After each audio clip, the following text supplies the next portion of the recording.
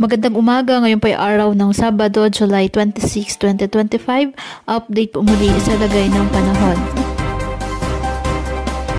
Bagyong Emong dumaan po malapit sa Babuyan Islands at papalapit na sa Batanes.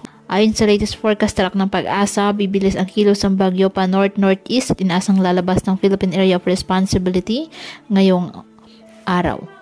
Taglay ng bagyo, ang lakas ng hangin ang abot sa 85 km per hour malapit sa sentro at pabugsong ang abot sa 115 km per hour. Patuloy pa rin ito na papalakasin ang habagat. Siya naman nakaka-apekto ngayon sa ating bansa.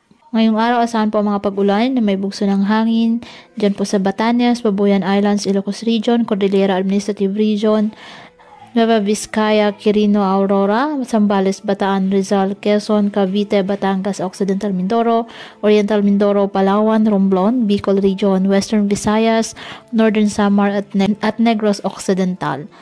Nagdulot po yan ng habagat o southwest monsoon.